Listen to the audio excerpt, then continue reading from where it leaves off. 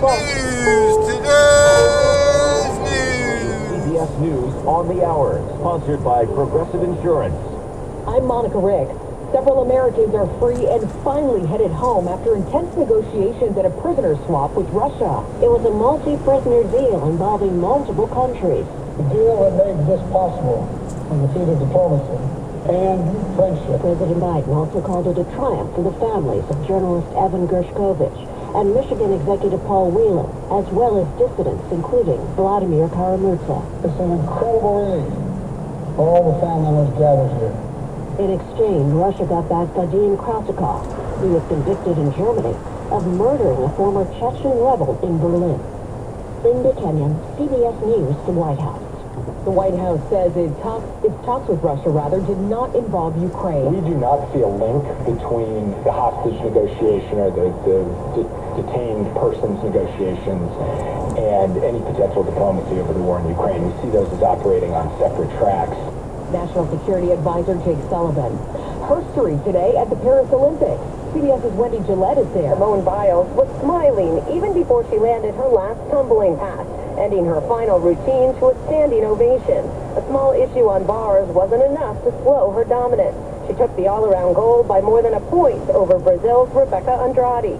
Katie Ledecky also snagged silver today in the 800-meter freestyle, becoming the most decorated Olympic female swimmer of all time. The bookie, who took thousands of sports bets from baseball star Shohei Ohtani's former interpreter, has agreed to plead guilty now to illegal gambling charges. Federal prosecutors say Matthew Boyer's business operated for at least 5 years in both Southern California and Las Vegas and took wagers from more than 700 bettors, including Ohtani's former interpreter Ife Mizuhara, who pleaded guilty to bank and tax fraud for stealing almost $17 million from Ohtani's bank account. Boyer is expected to plead guilty on August 9th. That's CBS's Christopher Cruz. Video game performers are demanding more AI protections as they strike outside Warner Brothers today in Hollywood. Ray Rodriguez is with SAG. Their main message to us is we've already put stuff on the table for you in the area of AI, which they have, but it is dangerously incomplete.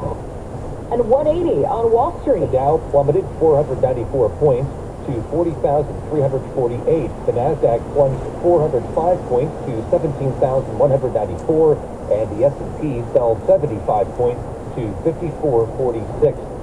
That's CBS's Jason Brooks. A downturn following yesterday's Fed rate decision. This is CBS News. Sponsored by Progressive. Well, that's today's news. Today's news.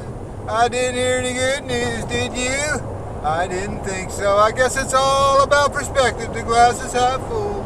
Well, as always, I'd like to thank you again for coming along with me on these Dash Cam News adventures. You know the drill. Peace, love, and all that hippie jazz. Bye-bye, everybody. It's 72 degrees in Albany, California.